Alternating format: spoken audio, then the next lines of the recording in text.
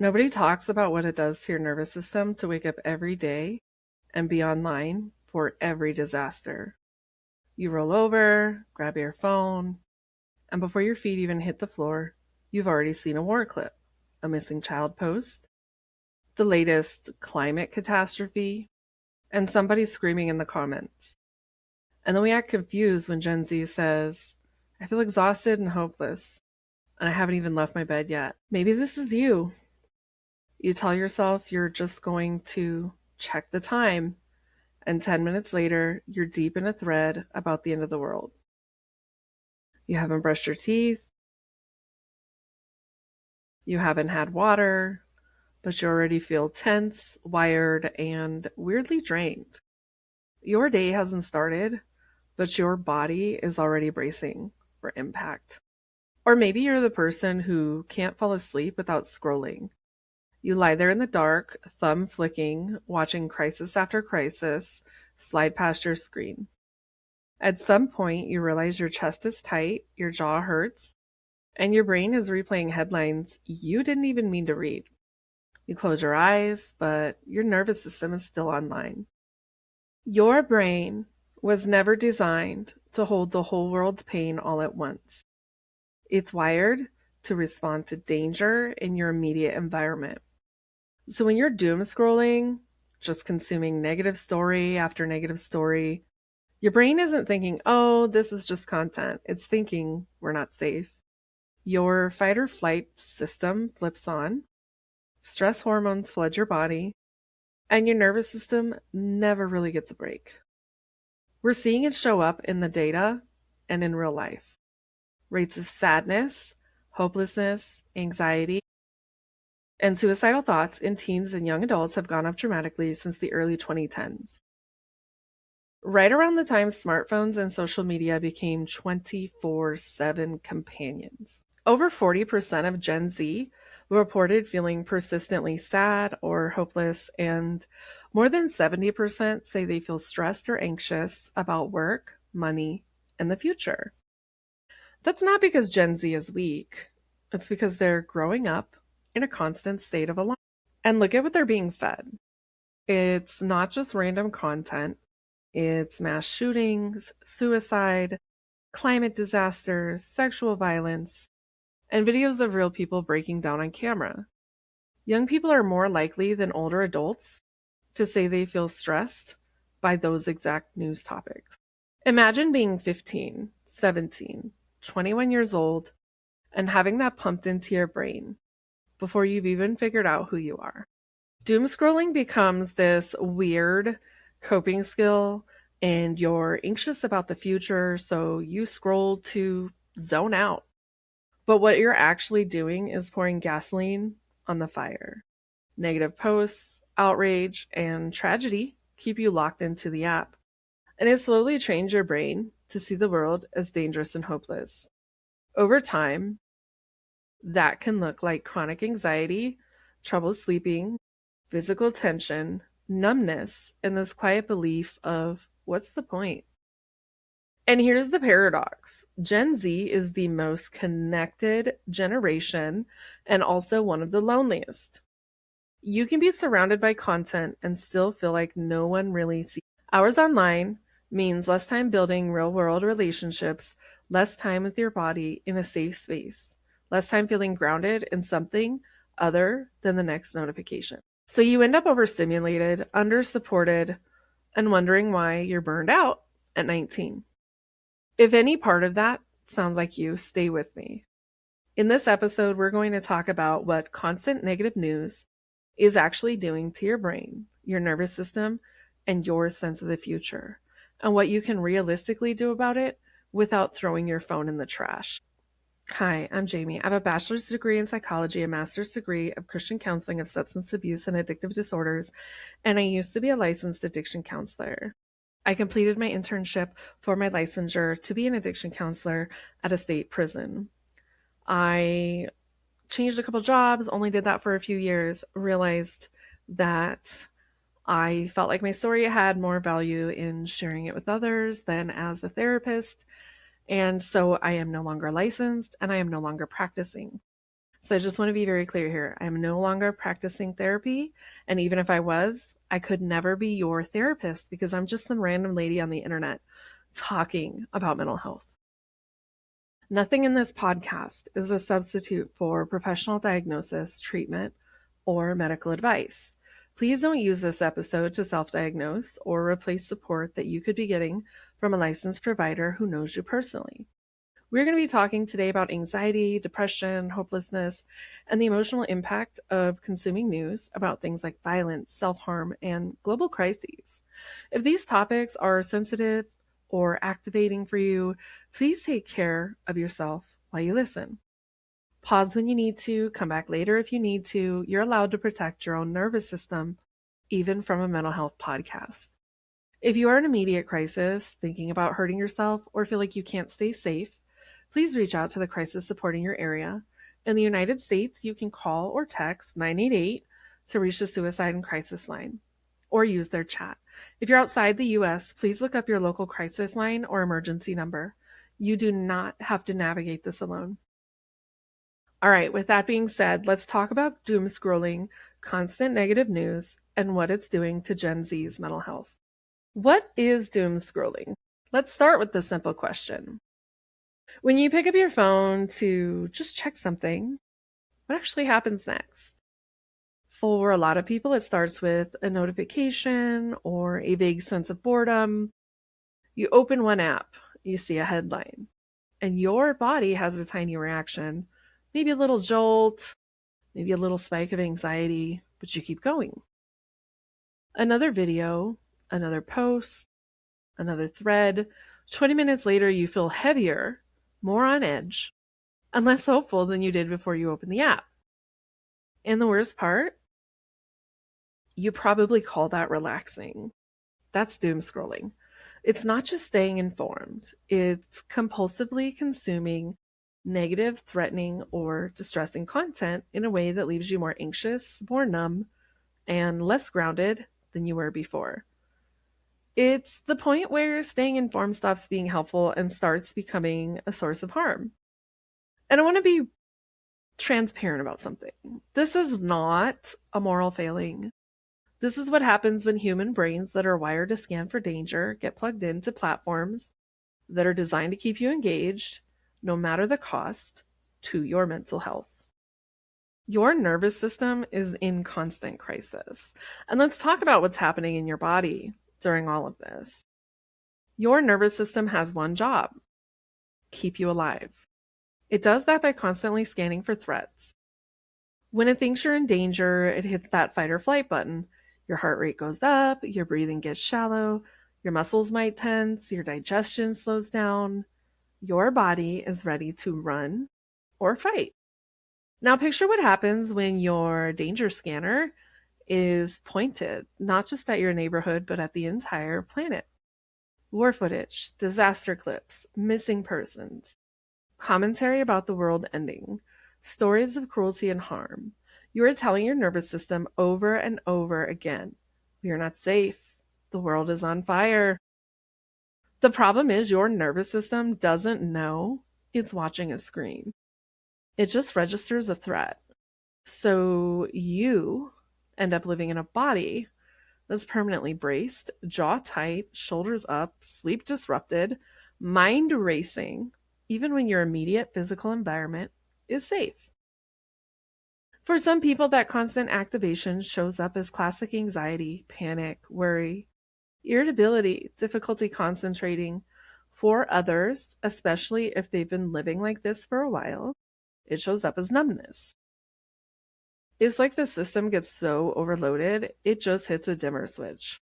If I feel everything at full volume, I'm going to break, so I'm going to feel nothing.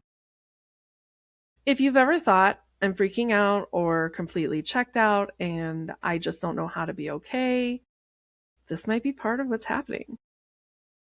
So let's talk about Gen Z by the numbers without blaming Gen Z. I just want to zoom out for a second. We're not just talking about a few people who are too sensitive. We are talking about an entire generation reporting record levels of stress, anxiety, and hopelessness in a time where they're also more connected, more informed, and more online than ever before. Large surveys have found that a huge portion of Gen Z has already been diagnosed with at least one mental health condition by their early 20s, with anxiety and depression leading the list. Many report that they experience mental health challenges regularly, weekly, even daily, not as rare crises, but as the background noise of their lives. On top of that, a lot of Gen Z is spending multiple hours a day on social media. And for many, that's not just entertainment, it's their primary source of news. So when something tragic happens, they're not just seeing one headline on a newspaper, they're seeing hundreds of variations of that very event over and over through videos, commentary, re uploads, and reactions. So if you're a young person listening to this and you feel like you're constantly on edge, constantly tired, and constantly worried about the future, I want you to know you make sense. The world you're growing up in is not the same one that your parents grew up in. The volume is turned all the way up this time. Let's talk about crisis fatigue, future paralysis, and the whole what's the point feeling. When your brain is exposed to constant crisis, it does something really understandable. It starts to lose its sense of the future. Why study for an exam when the news is telling you the planet is dying? The economy is collapsing, democracy is falling apart, and everything's getting worse. Why plan a life when every other video is about how bad the world is? That can turn into crisis fatigue and future paralysis. Crisis fatigue is that feeling of, I'm so overwhelmed by everything that I can't fully care about anything.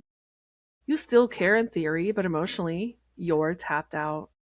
You feel guilty for scrolling past tragedy, but you also feel like you literally can't absorb one more horrible thing. I recently experienced this. I'm gonna say it was like January, where I just finally was like, I have to stop watching the news. It is taking a toll on me. And it's hard because it's like, I feel like I should be informed. I want to know what's going on. But knowing too much was taking a toll too. And it sucks, but sometimes you have to take a step back and protect your peace. Future paralysis is that sense that it's pointless to plan. You might notice it as procrastination, constant distraction, or this vague, heavy feeling that you're already behind in a race you didn't sign up for. You tell yourself you're lazy or unmotivated, but underneath there's this belief of why bother? It's all going to fall apart anyway. And remember, this is happening to people whose brains are still developing, whose sense of self is still forming. You're asking a nervous system that's still wiring itself to hold climate change, political chaos, economic instability, gun violence, and every viral personal tragedy in its hands like it's nothing. And that brings me to the we're connected but lonely trap. We are in an age where we are more connected probably than we've ever been in my entire life. But it's a paradox because we're also more disconnected, right? Here is the paradox that I think is hitting Gen Z. Gen Z is more connected than any generation in history, and also reports feeling some of the highest levels of loneliness. On paper, you've got group chats, Discord servers, TikTok mutuals, people in your comments, DMs, online communities, parasocial relationships. But when you're scrolling, how much of that connection feels reciprocal, safe, and deep? How much of it feels like you watching other people live their lives from behind glass? You can be surrounded by content and still feel like nobody actually knows you. You can be constantly interacting and still not feel emotionally held.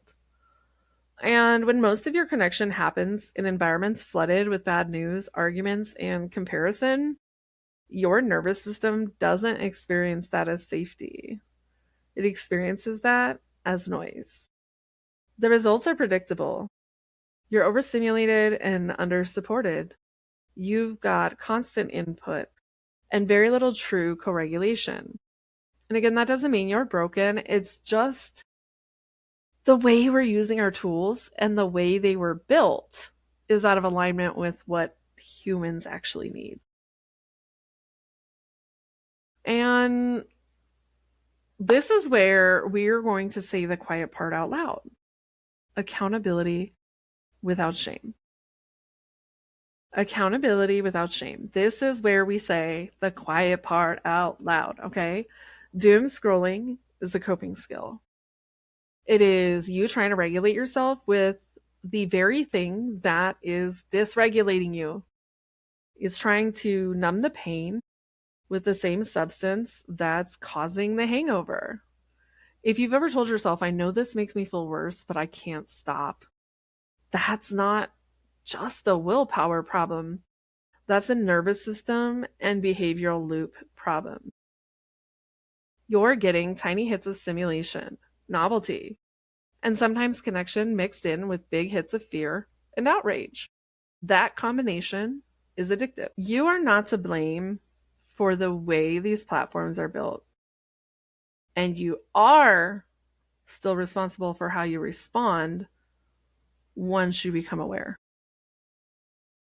Accountability without shame sounds like this. Yeah, the system is designed to keep me hooked. And I'm also going to decide how much access it gets to my nervous system. The world is heavy, but I am also responsible for how I treat my body and my brain in the middle of that. I can understand why I'm doing this and still choose to do something different. You don't have to bully yourself into change, but you do need to get honest about the impact your habits have on you. But I'm not going to come to you with a problem and not offer solutions. So let's discuss realistic ways to protect your nervous system. And let's talk about what you can actually do. Not fantasy solutions, actual real live ones that you can apply. You don't need to delete every app and move into a cabin in the woods. If you want to, go for it, but that's not the only option. The goal isn't to be uninformed. The goal is to stop living in a constant state of threat. Here are some starting points that you can experiment with. Morning boundaries. This is example 1, morning boundaries. Give your nervous system a chance to wake up before you feed it crisis. That might look like no news, no heavy content, and maybe no social media at all for the first 30 minutes after you wake up. Drink water, stretch, step outside, let your body register that you're safe before you invite the whole world in. Number 2, nighttime cutoff. Set a time in the evening where you stop consuming news and highly stimulating content. Maybe do this an hour before bed. Some people say 4 p.m., but an hour before bed at a minimum. This is not a punishment. It is giving your brain a chance to wind down so you're not trying to fall asleep with a head full of disasters. And number 3, limit your sources. Instead of letting the algorithm decide what you see, choose 1 or 2 trusted news sources and check them once a day or a few times a week. That's it. If something truly big happens, you're going to hear about it. You do not need to watch 20 different versions of the same tragedy to care. Number 4, move apps out of the way. Small design changes can make a difference. So take the most triggering apps off your home screen. Turn off push notifications for breaking news. Add an extra step between you and the scroll so you have a moment to ask, do I really want to do this right now? And number 5, give your nervous system something else to do. If you're going to cut back on doom scrolling, you have to give your brain and body alternatives. Short walks, journaling, calling a friend, reading something that is not about tragedy. Even a few minutes of intentional breathing or grounding can send your body the message, we are safe enough to slow down. When you Number 6, name what you're actually feeling. When you catch yourself reacting or reaching for your phone, pause and ask, what am I trying to not feel right now? Is it boredom? Is it fear? Is it loneliness? Is it helplessness? Naming it is not going to magically fix it, but it does give you a choice other than putting your brain on autopilot. And lastly, I just want you to think about this, okay? None of these ideas, nothing about anything I've said here today needs to be perfect. You don't need a color code, a digital detox plan. Just start with one small change and notice how your body feels after a week. This is about building a different relationship with your phone, not shaming yourself into extreme.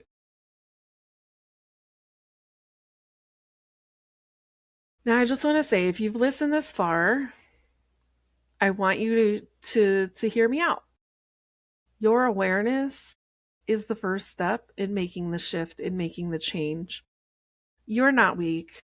You're not dramatic. You're not broken for struggling under the weight of constant bad news.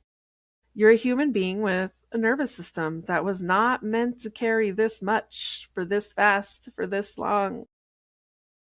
You don't have to stay online for every crisis to be a caring person. You don't have to watch every video, read every thread, or emotionally bleed out in the name of staying informed. You are allowed to protect your peace and still care about the world. Awareness is where change starts. Once you can say, this is too much for my brain and my body, you can start making different choices. Not because the world suddenly got lighter, but because you decided you deserve to experience more than constant crisis. You don't have to have it all figured out. You just have to be willing to look at it and to take one small step toward giving your nervous system a life beyond the scroll. I want to thank you so much for spending the last 20 minutes with me.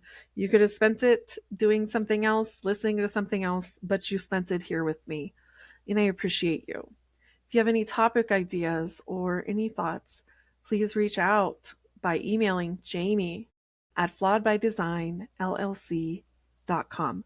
JAMIE at flawedbydesignllc.com. You guys have a wonderful rest of your day, and I look forward to the next episode. Bye, guys.